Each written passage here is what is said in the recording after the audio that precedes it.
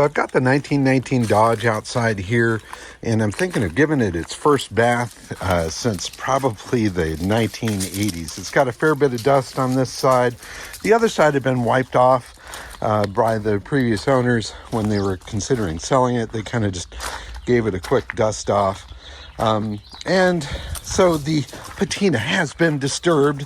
It's only dusty on one side, so I might as well give it a bath. It'll get dusty again, certainly around here with our dirt road and dirt lot and that sort of thing. But I'm going to give it a quick little bath and we'll see what it looks like.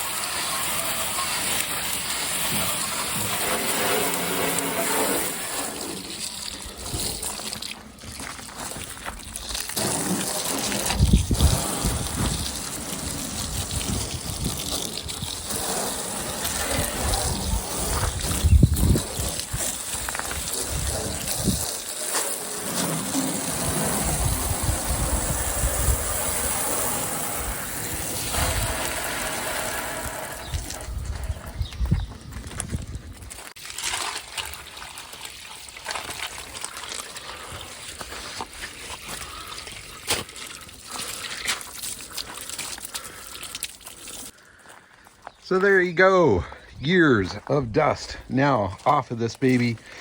Of course, she looks fantastic dripping wet. We'll see how it looks when she dries, but it's kind of nice to unwrap the present and see what I've got. Now, it's not a fantastic restoration looking at the quality of the paint and that sort of thing, but it does look like it's an extremely solid original car, and I love that. And obviously, we've got it running, we got it driving. I've got a new fuel tank for it over here that I need to install.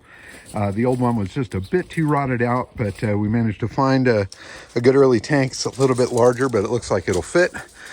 Get that in there, get the new battery properly fitted in there. I'm going to go through, detail up the interior a fair bit.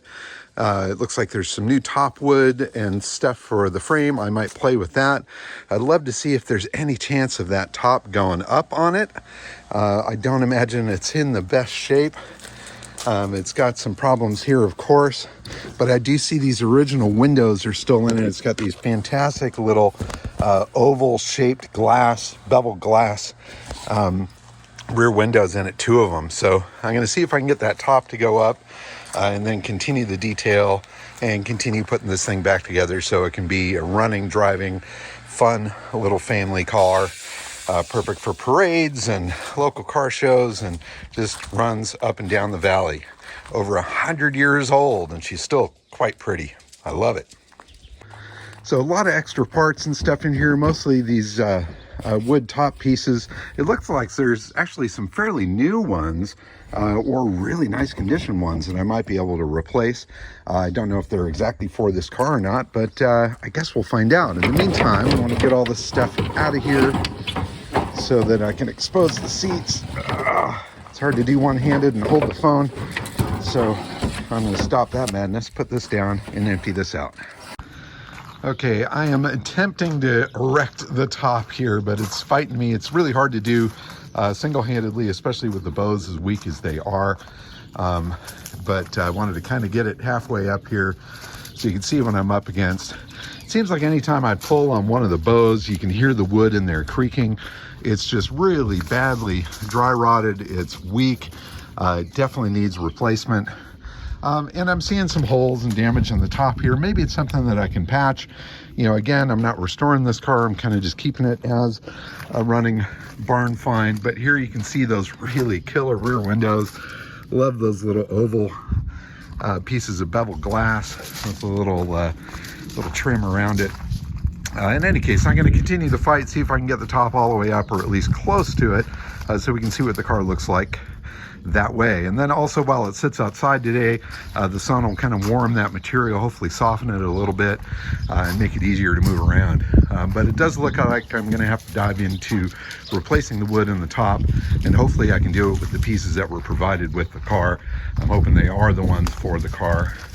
But we'll play around with it and see. Fortunately, everything on these cars is so simple. It's so easy to figure out. There's no magic to it. It's just basic common sense, a little mechanical knowledge, and you can make it work.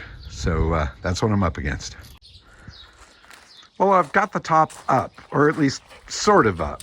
I mean, it's really super weak. You can see areas on the top frame that are literally taped with old dry duct tape, which isn't working. These other bows are just plain broken in half. It's barely up there. I think a good strong wind might take it down. But I'm going to try to leave it up as much as I can today, just so that the summer sun can get to this, soften that material. It actually looks pretty pliable, which gives me hope that I might be able to save it. You know, it's not super dry. It's been well stored and out of the sun, which is great. So if I can replace the wood, I may be able to reuse this top, do a little bit of patching where there's a couple of holes up there. But that'll add to the charm of the car a little bit, I think, and it'll be all right. But it's cool to see it with the top up. What a beautiful looking car. I really love the whole shape and design of this.